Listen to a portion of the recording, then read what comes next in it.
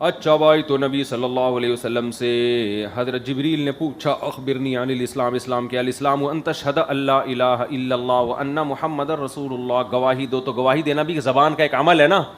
تو عمل کیا ہے کہ آپ گواہی دیں اللہ کے سوا کوئی عبادت کے لائق نہیں، محمد صلی اللہ علیہ وسلم اللہ کے رسول ہیں. وتقیم الصلاۃ، اسلام کے 4 ارکان، توحید کے علاوہ 4 ارکان. تقیم الصلاۃ وتؤتی الزکوٰۃ، یہ جو نماز کے بعد زکوٰۃ کا تذکرہ ہے اس ترتیب میں یہی ہے. لوگ اکثر یوں تذکرہ کرتے ہیں نماز روزہ حج زکوٰۃ، یا نماز روزہ زکوٰۃ حج. عبداللہ بن عمر نے ایک دفعہ حدیث سنائی، کسی نے نماز کے بعد حج یا روزے کا ذکر کر دیا تو آپ نے اس کی کریکشن کروائی کہ نماز کے بعد کیا ہوگا؟ زکوٰۃ. کیونکہ قرآن میں ہمیشہ نماز کے بعد زکوٰۃ ہے اور حدیث میں بھی ہمیشہ نماز کے بعد زکوٰۃ ہے. تو ان کو قرینتان کہا جاتا ہے، 2 سہیلیاں. یہ اب اس میں حکمتیں اللہ تعالیٰ کی کہ نماز اور زکوٰۃ ساتھ ہو. بڑی حکمت یہ ہے کہ جب بھی آپ کسی کے چاہنے والے ہوتے ہیں نا تو 2 قسم کی قربانیوں سے پتہ چلتا ہے کہ آپ واقعی اس سے محبت کرتے ہیں. ایک بدنی قربانی اور ایک مالی قربانی. آپ ابا کی خدمت گزار ہیں، پاؤں دباتے ہیں، سر دباتے ہیں، ابا پیسے مانگتے ہیں آپ دیتے نہیں ہو، بولے پیسے ویسے نہیں دوں گا میں. اس میں آپ سمجھے جاؤ گے خدمت گزار نہیں. ایک ہے آپ سخاوت ہیں، ابا پہ خوب مال خرچ کرتے ہیں، ابا کہتے ہیں یار آج میرے پاؤں دبا دے، آج مجھے پانی پلا دے، تو آپ کہتے ہو ابا میں آپ کے لیے خادم رکھ لوں گا جو آپ کو پاؤں دبائے گا اور اس کو پیسے دے دیا کروں گا، پیسے جتنے چاہیے لے لو، پاؤں میرے دبانے. ابا کو پھر بھی غصہ آئے گا کہ نہیں آئے گا؟ تو نماز سے اشارہ ہے بدنی عبادت کی طرف، زکوٰۃ سے اشارہ ہے مالی. تو جو اللہ سے حقیقی محبت کرنے والے لوگ ہیں مال بھی روکھڑا بھی خرچ کرتے ہیں اللہ کے لیے اور جسم کو اپنے تھکاتے بھی ہیں. تو اس لیے نماز زکوٰۃ میں یہ بہت بڑی مناسبت ہے. کنجوس نمازی اللہ کو پسند نہیں، اور وہ سخی جو سردہ نہ کرتا وہ اللہ کے سامنے وہ بھی اللہ کو پسند نہیں. خرچ کرنے والے بھی آپ کو بہت ملیں گے لیکن سست ہوں گے وہ. تو اس لیے یہ بڑی حکمت ہے اس میں. نماز کے ساتھ ہمیشہ کیا ہوتی ہے؟ زکوٰۃ، سوائے 2 مقام پہ قرآن میں. اس کے علاوہ پھر بہت لمبی تقریر ہو جائے گی، سبق سے ہٹ جائیں گے ہم لوگ. اچھا میرے بھائی، وَتُؤْتِيَ الزَّكَاةَ وَتَصُومَ رمضان، اور رمضان کے روزے رکھیں. وَتَحُجَّ الْبَيْتَ إِنِ اسْتَطَعْتَ إِلَيْهِ سَبِيلًا، اور اگر استطاعت ہو تو حج کرے آدمی. قَالَ صَدَقْتَ فَعَجِبْنَا لَهُ يَسْأَلُهُ وَيُصَدِّقُهُ، ہم نے کہا عجیب بات ہے، خود ہی سوال بھی پوچھ دینے تے خود ہی تصدیق بھی کر دینے. یہ اسلام کے 5 ارکان ہیں. دوسری حدیث میں آتا ہے بنی الاسلام علی 5، اسلام کی بنیاد 5 چیزوں پر ہے. اب سوال پیدا ہوتا ہے اسلام میں تو اور بہت سارے احکام ہیں، داڑھی رکھنے کا بھی حکم ہے، صلہ رحمی کا بھی حکم ہے، جھوٹ سے بچنے کا بھی حکم ہے، زنا سے بچنے کا بھی حکم ہے. تو اصل میں بنیاد کا مطلب یہ ہوتا ہے یہ چیزیں تو ہر مذہب میں ہیں نا. یہ تو اچھی باتیں ہیں، تو دنیا کی ہر قوم یہ بات کرتی ہے، سچ بولو جھوٹ نہ بولو، بوڑھے ماں باپ کی خدمت کرو جو محسن ہے. یہ تو اب انگریزوں نے فطرت سے بغاوت کی کہ ماں باپ کو اولڈ ہاؤس میں جمع کرا دیا، ورنہ تو وہ بھی یہی کہتے تھے بھائی باپ گھر میں رکھنے کی چیز ہے، اولڈ ہاؤس میں جمع کرانے کی چیز نہیں ہے، اولڈ ہوم میں. سمجھتے ہو؟ زنا دنیا کی ہر قوم میں ہمیشہ سے برا سمجھا جاتا رہے، تو اب انسان لبرلزم کی انتہا کو پہنچا ہے. تو یہ تو عیسائیت بھی کہتی ہے، یہودیت بھی کہتی ہے، ہندو ازم بھی کہتا ہے رشتہ داری جوڑو، سچ بولو، یہ وغیرہ. تو اسلام کا جو وصف امتیاز ہے نا، جس کی وجہ سے پتہ چلے گا کہ یہ غیر مسلم نہیں ہے بلکہ کیا ہے؟ مسلم ہے. زنا سے بہت سے غیر مسلم بھی بچتے تھے، شراب سے بہت سے غیر مسلم بھی بچتے تھے، داڑیاں سب رکھتے تھے. تو فطرت ہے، یہ تو فطرت سے بغاوت کی ہے انسان. فرعون کی بھی داڑھی تھی، یہ تو مرد کی فطرت ہے داڑھی رکھنا. یہ اسلام نہ بھی حکم دیتا تو جن کو اللہ نے کھوپڑی دی ہے نا، عقل دی ہے، وہ داڑھی رکھتے ہیں. کہتے ہیں تو نیچر سے بغاوت کیوں کرے بھائی؟ یہ نیچر ہے. سمجھتا نہیں ہے نا بات کو. تو یہ 5 چیزیں ایسی ہیں جو اسلام کا کیا ہے؟ امتیازی وصف ہے، جو اسلام اور غیر اسلام کو آپس میں کیا کرتے ہیں؟ ممتاز. رواج اس لیے تھا کہ یہ نیچر ہے انسان کی. لوگ پہلے فطرت پہ تھے، اب فطرت سے ہٹ رہے ہیں. پہلے مرد سے بدکاری کو بہت برا سمجھا جاتا تھا، اب یونائٹڈ نیشن نے اس کو لیگل قرار دے دیا ہے. جب تک انسان فطرت کے قریب تھا یہ چیزیں بری تھیں، اب فطرت سے ہٹ رہا ہے. تو سب عورتیں پہلے پردہ کرتی تھی، ہندوؤں کی بھی، عیسائیوں کی بھی، یہودیوں کی بھی، پارسیوں کی بھی، کیونکہ فطرت ہے نا یہ. اب انسان نے فطرت سے بغاوت کی تو دیکھو اب عورتوں کے لباس کیسے ہو گئے. نہیں آ رہی بات سمجھ میں؟ تو اسلام نے وہی باتیں کی تھی جو فطرت کرتی ہے. جو 5 چیزوں میں اسلام کا کیا تھا؟ امتیاز. ایک شہادت دے دی اللہ کے سوا کوئی عبادت کے لائق نہیں، اور محمد صلی اللہ علیہ وسلم اللہ کے رسول، شہادت کے بغیر آپ مسلم نہیں ہو سکتے. سمجھتا نہیں ہے نا بات کو، جب پڑھے گا نہیں رات کو تو کیسے سمجھے گا بات کو. دوسری بات، نماز قائم کرتے ہیں، یہ شاعر ہیں اسلام کے، سمجھ رہے ہو، یہ شاعر ہیں. نماز قائم کرنا، زکوٰۃ دینا، حج، اور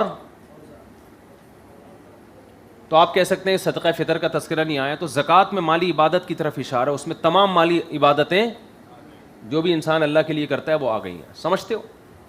اچھا میرے بھائی، تو یہ مطلب ہے اس حدیث کا. آگے چلتے ہیں. فرمایا فَأَخْبِرْنِي عَنِ الْإِيمَانِ، آپ ایمان کی خبر دیجئے. فرمایا أَن تُؤْمِنَ بِاللَّهِ وَمَلَائِكَتِهِ، اللہ پر ایمان لے کر آؤ کہ اللہ ہے، وَمَلَائِكَتِهِ اس کے فرشتوں پر بھی ایمان لے کر آؤ. فرشتوں کو پشتوں میں فرشتہ کہتے ہیں، فرشتہ کو پشتو زبان میں فرشتہ کہتے ہیں. کوئی بات نہیں، کوئی اس میں حرج نہیں ہے. پشتو زبان میں فرشتے کو فرشتہ کہتے ہیں تو اس میں کیا جا رہا ہے؟ نہیں، فرشتہ کہتے ہیں، فرشتہ پشتوں میں فے نہیں ہے. اچھا چلو خیر. تو میرے بھائی فرشتوں پر ایمان، فرشتوں پر ایمان کا مطلب پتہ ہی ہے آپ کو. اللہ نے ایک مخلوق کو نور سے پیدا کیا اور اللہ اس سے کام لیتے ہیں. جیسے کاتب کے ہاتھ میں قلم مجبور ہوتا ہے، جہاں کاتب قلم کو گھمائے گا وہاں گھومے گا، تو فرشتے سے بھی اللہ ایسے کام لیتے ہیں. یہی وجہ ہے کہ فرشتوں سے مدد نہیں مانگی جا سکتی.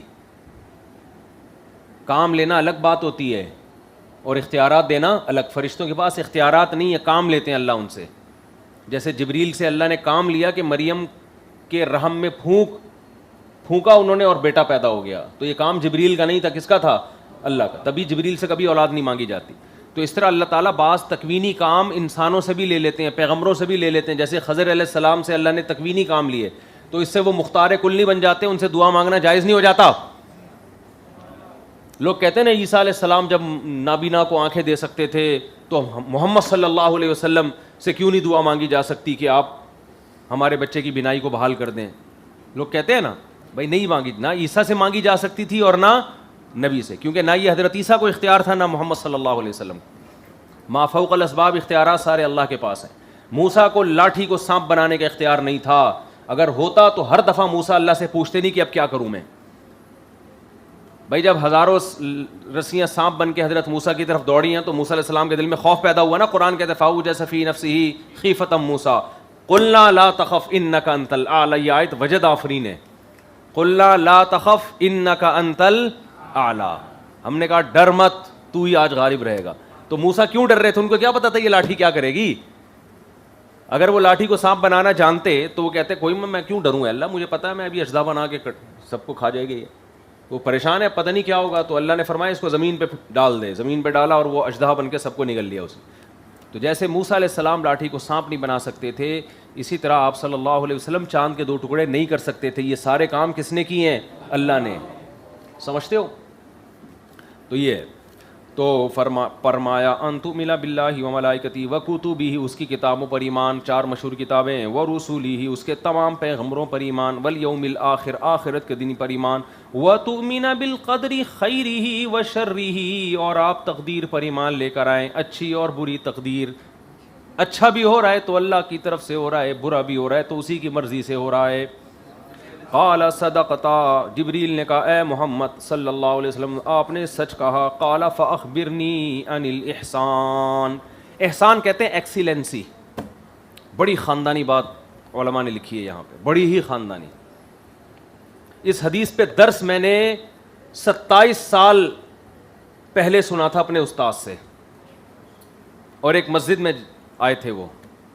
اس وقت کی ایک ایک بات میری کھوپڑی میں بالکل ازبر ہے. ایک دفعہ سنا تھا مفتی احمد ممتاز صاحب. 27 سال نہیں بلکہ 28 سال پہلے، بلکہ 2021 ہے تو 29. اس سے زیادہ پیچھے جاؤں گا تو پیدائش سے پہلے ٹائم شروع ہو جائے گا، زیادہ ہو جائے گی. یعنی پیدا ہونے والا تھا میں. نہیں 28 سال تو پکے یاد پڑتے ہیں. 92 کی بات ہے جب ان کا درس ہو رہا تھا. وہ اس حدیث پہ ایک مسجد میں درس دے رہے تھے. تو جو انہوں نے علمی نکات بیان کیے نا، وہ اس میں ایک نقطہ یہ بیان کیا تھا جو ابھی بیان کر رہا ہوں میں. پوچھا کہ احسان کیا ہے. سوال پیدا ہوتا ہے، پہلے پوچھ لیا اسلام کیا ہے، پھر پوچھ لیا ایمان کیا ہے. اب احسان کا کیا مطلب ہے؟ ہیں بھائی. احسان کہتے ہیں کسی بھی عمل میں ایکسیلنسی, ہر عمل کو بہت عمدہ طریقے سے کرنا. اور پھر اگلا سوال قیامت کی علامتوں کے بارے میں. چوتھا سوال کیا تھا؟ قیامت کی علامتیں کیا ہیں؟ تو اب قیامت کا تذکرہ, اسلام, ایمان, احسان, یہ 4 سوالوں میں کوئی مناسبت کھوپڑی میں آتی ہے؟ بولو نا بھائی, کیا ہو گیا؟ کوئی مناسبت سمجھ میں نہیں آ رہی. مناسبت یہ کہ پیغمبر کی بعثت کا مقصد ہے لوگوں کو ایمان اور اسلام پہ لانا, ٹھیک ہے, اور پھر اس میں درجہ احسان تک پہنچانا. ہر عمل میں ایک واجب درجہ ہوتا ہے اور ایک درجہ ہوتا ہے اس میں ایکسیلنسی پیدا کرنا, کمال پیدا کرنا. تو پیغمبروں کے بعثت کا بنیادی مقصد کیا ہے؟ ایمان اور اسلام, یعنی عبودیت کہتے ہیں نا ایمان اور اسلام کو, لوگوں کو اللہ کا عابد بنانا. تو جب بھی آپ کوئی کام کرتے ہیں نا تو اس کی انتہا کو پہنچنے کو ایکسیلنسی کہتے ہیں. ہم جب درخت لگاتے ہیں تو ہمارا مقصد ہوتا ہے یہ پھل دے, اور لیکن ہمارا مقصد پھل نہیں, ہمارا مقصد ہے کہ یہ درخت اپنی انتہا کو پہنچے. ماں باپ جب بچے کو پالتے ہیں تو ان کا مقصد ہوتا ہے جوانی کی انتہا کو پہنچے, پھر ان کا مقصد حاصل ہوتا ہے.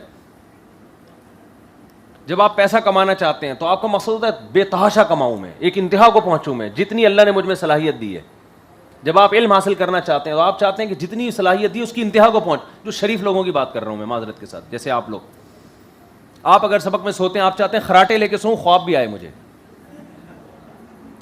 ہلکی پھلکی نیند اچھی نہیں سمجھی جاتی. تو دیکھو پیغمبروں کا مقصد ہے انسان کو عابد بنانا. تو یہ عبودیت کی انتہا کو پہنچانا, یہ اس کامل درجے کا مقصد جب حاصل ہوگا جب اس عبودیت میں درجہ احسان تک پہنچے. سمجھتے ہو؟ اور درجہ احسان کیا ہے؟ آگے حدیث میں آتا ہے ان تعبد اللہ کأنک تراہ, اللہ کی عبادت ایسے ہو جیسے تم اللہ کو اپنی آنکھوں سے دیکھ رہے ہو. ایک واجب درجہ ہے جو ہم لوگ کر رہے ہیں. تو جتنے بھی حکام اسلام اور ایمان کے ہیں نا, وہ سارے ایسے ہو جیسے اللہ تمہارے سامنے. اس میں کیسی ایکسیلنسی ہوگی؟ تو یہ جو درجہ احسان ہے, کیفیت کے اعتبار سے بھی اور کمیت کے اعتبار سے بھی, درجہ احسان تک عبادت کو پہنچانا, یہ پیغمبر کی بعثت کا مقصد. تمام پیغمبروں کا مقصد یہی ہوتا ہے جو اللہ نے محمد صلی اللہ علیہ وسلم کے ذریعے پورا کیا ہے. تو یہ درجہ احسان تک پہنچنا, یہ کیفیت کے اعتبار سے صحابہ کے دور میں یہ کام ہو چکا ہے. کیفیت کا مطلب چند لوگ تھے مگر وہ عبادت میں درجہ احسان تک پہنچ گئے تھے. جیسے صحابہ کرام کیا کیا انہوں نے قربانیاں دی ہیں احد میں, بدر میں, عبادتیں ایسی کہ پوری رات کا. حضرت عثمان ایک رات میں ایک رکعت میں پورا قرآن ختم کرتے تھے, صحیح سند سے ثابت ہے. حضرت عمر حضرت عثمان کی طرف دیکھ کے کہتے تھے میں شخص سے محبت کیوں نہ کروں جو حجر اسود کے سامنے کھڑا ہوتا ہے اور ایک رکعت میں پورا قرآن پڑھتا ہے. یہ حضرت عمر حضرت عثمان کی فضیلت میں بیان کرتے تھے.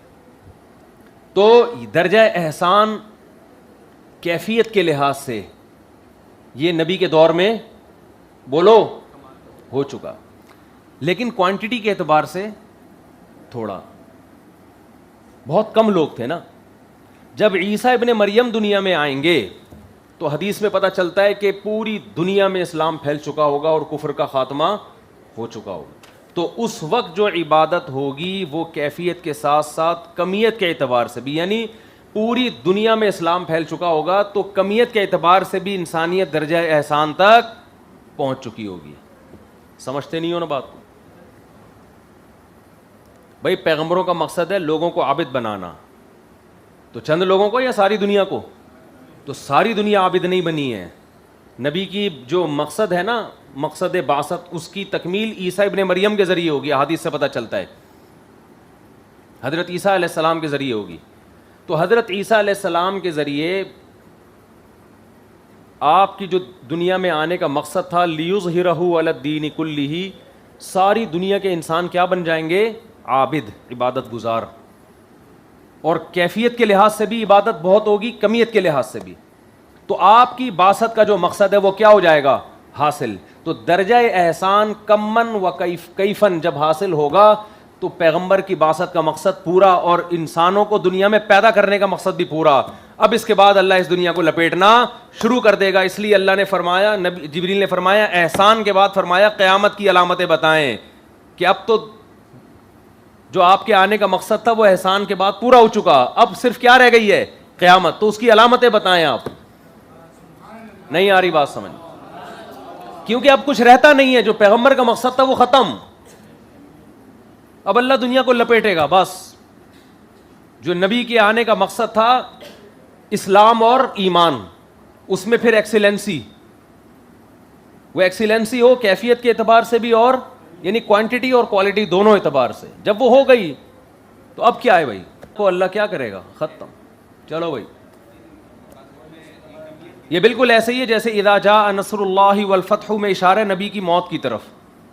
فتح مکہ جب ہو گیا نا, تو جو اللہ نے نبی کے ذریعے ایک کفر کی طاقت کو توڑنا تھا, جب وہ توڑ دیا تو یہ کس کی علامت ہے کہ اب آپ دنیا سے رحلت فرمانے والے.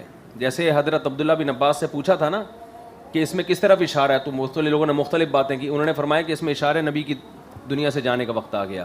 تو ایک اس زمین کی موت کا وقت بھی ہے, انسانیت کی موت کا وقت بھی ہے. وہ جب ہے جب انسانیت درجہ احسان تک پہنچ جائے. سمجھتا ہے بات کو؟ تو یہ 4 سوالوں میں یہ مناسبت ہے بہت.